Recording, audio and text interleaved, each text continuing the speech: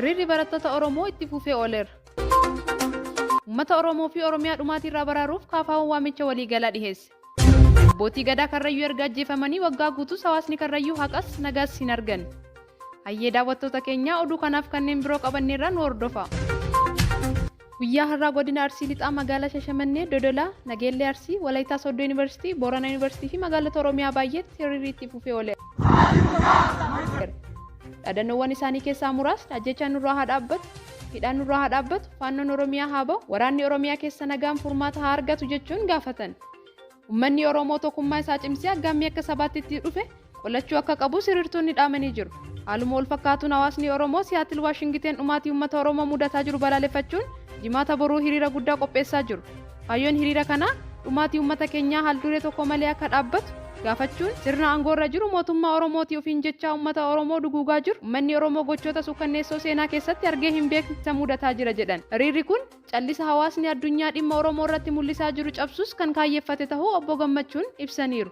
Hawaasni addunyaa duguugaa sanyii Oromoo mudataa jiru callisaa ilaaluu hin qabu. Dhiibbaa barbaachisu akka godhaniifis ammoo nuti uummanni keenya iyyuu qabna jedhan. KFO'n ibsa har'a baaseen waamicha bal'aa uummata Oromootiif taasisee jira. Uummata Oromoo Oromiyaa irraa dhumaatii baraaruuf KFO'n waamicha waliigalaa dhiyeesse. Finfinnee Muddee 8 bara 2022 paartiin Koongireesii Federaalaa Oromoo ibsa har'a baaseen yeroo ammaa Oromiyaan waraanaa fi manca'aa siyaasaa waliigalaa ta'e keessa galtee jirti. Uummata Oromoo fi Oromiyaa dhumaatii irraa baraaruuf paartiin badhaadhinaa fi mootummaa hawaasa idil addunyaa uummata Oromoo maraaf humnoota siyaasaa Oromoo haqaaf qabsaa'an beektota Oromoo fi uummata siyaasa dhugaa biyyattii waamicha dhiyeesseera. Rakkoon Oromiyaa keessa jiru osoo sadarkaa kanarra hin gahin dura karaa nagaan marii siyaasaa fala akka argatu irra deddeebiin himaa fi gaafachaa turreera kan jedhe KFO'n paartiin biyya bulchu waamicha keenya didee uummata tuffachuun karaa waraanaa filate.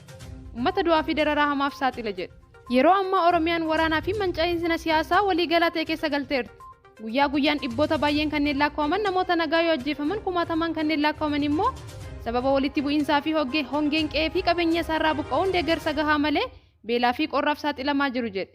Humnoonni naannoo ollaa irraa ka'anii akkasumas Oromiyaa keessa harka lafa jalaatiin kanneen ijaaramanii fi hidhatan milishoota faannoo fi hidhattoota mootummaa naannoo Amaaraa daa'imman dubartootaa fi manguddoon yeroo qalan gandoota yeroo saamanii fi qonna uummataa yeroo barbadeessan uummanni Oromoo mootummaa nagaaf eegumsa taasifamuu hin arganne jedhe KFO'n. Humnoonni kun ukkaamsaadhaan harka isaanii kanneen galcheetan dargaggoota nagaa qeerroo shanee qabne jechuudhaan haala sukkanneessaan erga ajjeesanii booda bifa saalfii ta'ee fi faallaa amala namoomaa ta'een reeffarratti yeroo taphatan argamaniirus jedhe.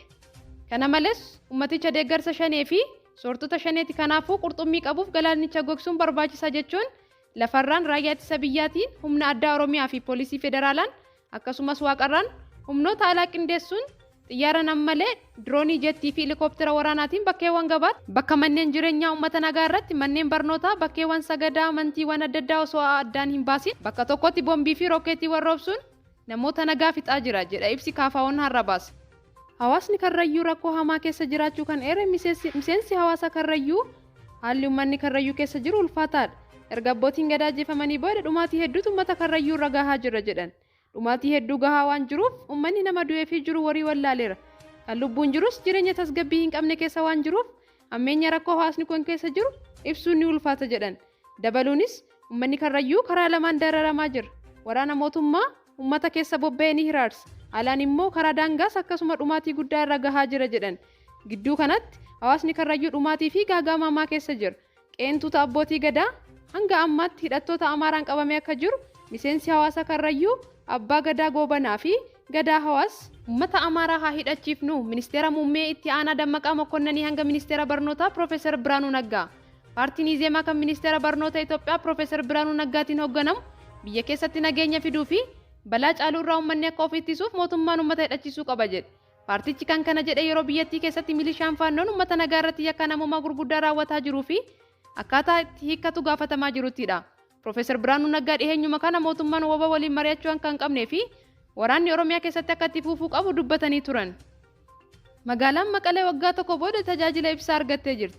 Jiraattonni magaalaa Maqalee waraana waggaa lamaaf naannoo Tigraay geggeeffame hordofee naannichatti tajaajila bilbilaa, intarneetii, ibsaa fi tajaajilawwan biroo adda citee ture. Haa ta'u garuu mootummaan federaalaa fi humnoonni Tigraay waliigaltee waraana dhaabuu erga waliin mallatteessanii booda naannichatti tajaajilawwan bu'uuraa deebisuun hojiilee garaagaraa hojjetamaa jiraachuu ibsan. Qaamoleen lama waggoota lamaan darbaniif waraana dhiiga namoota hedduu dhangalaasee fi qabeenya hedduu mancaasee erga geggeessanii booda karaa nagaa waraana dhaabuuf walii galan. Humnoonni Tigraay hidhannoo akka hiikkatuuniif walii galaniiru. Kanarraa ka'uun mootummaan federaalaa bu'uuraalee misoomaa fi deeggarsa namummaa akka dhiyaatu itti gaafatamummaa fudhateera. Tajaajila elektirikii alatti Itiyoo Telekoom magaalaa Shiree fi naannoo isheetti yaadii tajaajila bilisaa deebisee jira.